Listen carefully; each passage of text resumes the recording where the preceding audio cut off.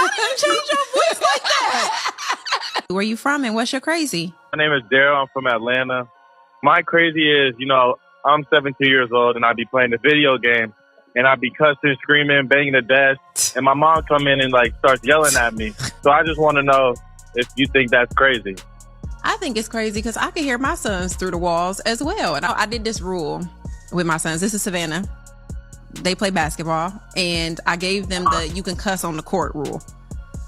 I guess I got to translate that to you can cuss when you're on the game, too, because the obscenities that fly out of their mouths through my closet wall is crazy. To be honest, Mom, I don't even think that's crazy at all. See, there you go. Wait, Bryce?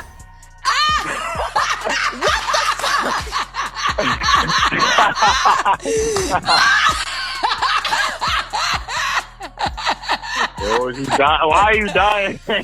Before he ever slipped on an Arizona Wildcats uniform, Bryce James carried a name bigger than any stat sheet could hold. As the youngest son of LeBron James, the expectations shadowing him were always going to be heavier than the weight of his actual 6'6" frame. And yet, heading into his freshman year in Tucson, there was still genuine optimism surrounding the quiet, sweet-shooting wing from Sierra Canyon. An optimism built not on hype reels or viral mixtapes, but on slow burn development, raw potential, and the belief that he might carve his own lane, distinct from the gravitational pull of his father's legacy. He's a top 5 NBA players of all time. LeBron, MJ, 2, okay. Kobe, okay, 3. All right, here we go. Russell Westbrook, and Carmelo Anthony. Whoa, okay, fair. Personal top 5, all right. But 6 games into a scorching 6-0 Arizona start, one thing has become startlingly clear. Bryce James hasn't played a single second of college basketball, and the silence around his situation is turning into one of the biggest storylines of the early NCAA season. So Bryce, what was it about Arizona that made you want to come to Tucson? For me personally, I'd probably say the environment, because I know the fans, they really enjoy coming to the Arizona games. I know they like to get rowdy, get loud. So for me personally, I just want like a real college experience, and for me, I think Arizona was definitely one of those colleges. Bryce entered college as a consensus 3-star recruit. Solid, promising, but not the kind of surefire prodigy the world expected from the LeBron lineage. At Sierra Canyon, he averaged 8 points and 4.2 rebounds during his senior year, while helping the school win a state title. His contributions were meaningful, efficient, and steady, but far from the gaudy stat lines that dominate the elite high school ranks. Bryce James, freshman here at Arizona, from Akron, Ohio. Favorite food? Duck. Favorite artist? Juice WRLD. Favorite movie? Monster House. Favorite TV show? SpongeBob. Who lives in a pineapple under the sea? Favorite hero? Flash. Favorite villain? Green Goblin. Favorite quote? Hard work beats talent, talent feels the work hard. Favorite book? Harry Potter. Dream vacation? Bora Bora. Favorite pro sports team? Lakers. Favorite basketball player? LeBron. Who's the greatest player of all time? LeBron. Favorite basketball memory? Winning championship. On the Nike EYBL circuit, running with LeBron's Strive for Greatness squad, he averaged 7 points, 2.2 rebounds, and 1 assist. Again, respectable numbers. What truly popped was his 37% shooting from 3, establishing him as a floor spacer with a smooth release and high basketball IQ. I saw someone online, it was actually on YouTube Shorts, I think. I saw something about Bryce James. It was analyzing Bryce James's game. And I don't think Bryce James played all that much. And he was talking about how Bryce James just isn't ready for the big time. Yeah, he's 18. I do miss the days where a one and done was a kind of a special unit. You got a couple one and done this season, maybe one and done, one real one and done. Everyone else was not a one and done. You got to develop them some. And now it's everyone expects them to be, and not to make it the joke of they expect them to be LeBron James coming into college, but they expect Bryce James to be LeBron James in college. I haven't looked at his stats. I'm not going to tell you if he's better than Bronny or not at USC. I think Bronny's USC circumstances were also quite different given the whole heart attack thing of it all. So I'm not going to sit here and be well, he's actually doing better than Bronny. Well, who gives a fuck? I do hate the idea that we let go of this ability to think that people can develop in college. College coaches took notice. Ohio State wanted him. Duquesne pitched him. But in April, Bryce committed to Arizona, a program with a rich history of player development and a track record of preparing long-term prospects for the pros. For Bryce, who wasn't expected to be a one-and-done phenom, it seemed like the perfect match. The Wildcats opened the season with a blistering pace, ripping through the reigning champion Florida Gators, steamrolling Utah Tech and Northern Arizona, and outclassing UCLA before shocking UConn on its home floor. They climbed the rankings quickly, sitting right behind Purdue as the number 2 team in the nation. And yet, with every win, every blowout, every celebration, one question kept floating back to the surface. Where is Bryce James? In Arizona's latest statement victory, a 103-73 dismantling of Denver, 14 different players touched the court. Bench players played, freshmen played, walk-ons played, but Bryce remained in warm-ups. Again, fans noticed, reporters noticed, NBA scouts noticed. The son of the NBA's all-time leading scorer had not logged a single moment,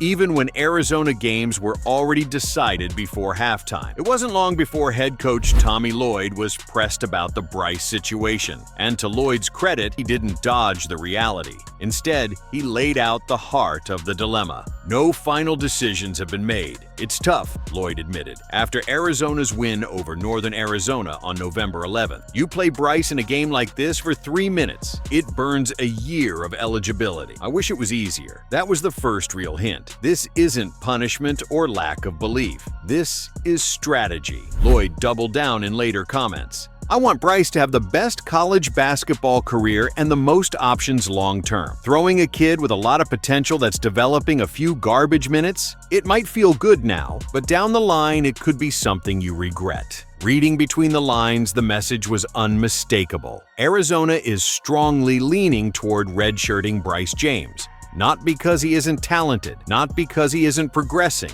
but because the program views him as a long-term project, and they believe protecting his eligibility now is the best path forward. Redshirting any freshman can be a delicate situation. Redshirting LeBron James's son? That's a media grenade waiting to explode. Despite Bryce's mild-mannered personality and grounded reputation, the pressure he faces is incomparable. Every practice rep, every missed shot, every DNP, every post-game handshake line, everything becomes a headline. And yet, the reality is far less dramatic than the conspiracy theories. Bryce's high school stats were modest. His physical profile, 6 feet 6 inches with guard skills, is intriguing. But he remains raw, especially compared to the one-and-done lottery-level alpha talents Arizona has occasionally landed. For a prospect who isn't expected to bolt to the NBA immediately, maximizing developmental windows is smart basketball business. If Bryce stepped onto the floor for even fleeting garbage time moments, he'd lose his entire freshman year of eligibility. For a player still finding his body, still sharpening his shooting consistency, still adjusting to college, that's a cost Arizona refuses to pay.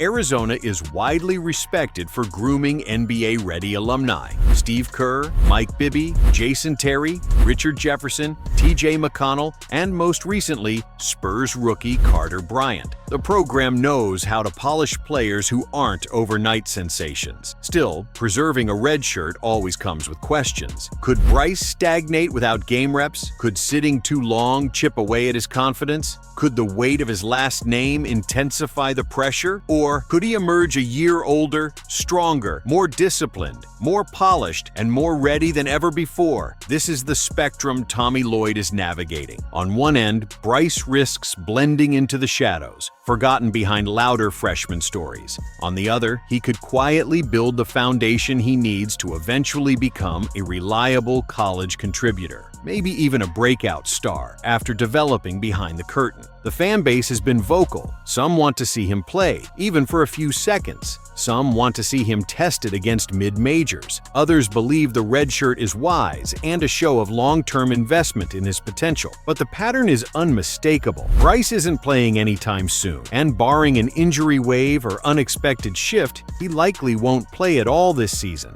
Arizona faces Norfolk State next, followed by showdowns with number 21 Auburn and number 8 Alabama. Two massive tests. A long line of unranked opponents follows, offering what some fans view as perfect Bryce minutes. But Lloyd has already said it himself. He's not burning a red shirt for garbage time. Bryce James's freshman year may go down as one of the quietest seasons ever for a player carrying one of basketball's loudest surnames. No highlights, no stats, no on-court moments, just warm-ups, practices, and development. And yet, ironically, this silence might be exactly what he needs. Away from spotlight expectations, away from nightly comparisons to players exploding on highlight reels, away from the mythos of being LeBron's heir, Bryce might finally have room to grow in peace. The world has seen prodigies rise too fast and burn out just as quickly. It has watched prospects get thrown into pressure cookers they weren't ready for. Arizona is determined not to let that happen to Bryce. The stakes are enormous, the path is unconventional, the plan is deliberate, and perhaps in the long run, this quiet year will be remembered as the season Bryce James finally stepped out of the shadow. Not by playing, but by preparing. Only time will tell if the Wildcats' gamble pays off. But one thing is certain, the Bryce James era at Arizona hasn't begun yet, but its silent beginning is already one of the most intriguing stories in college basketball.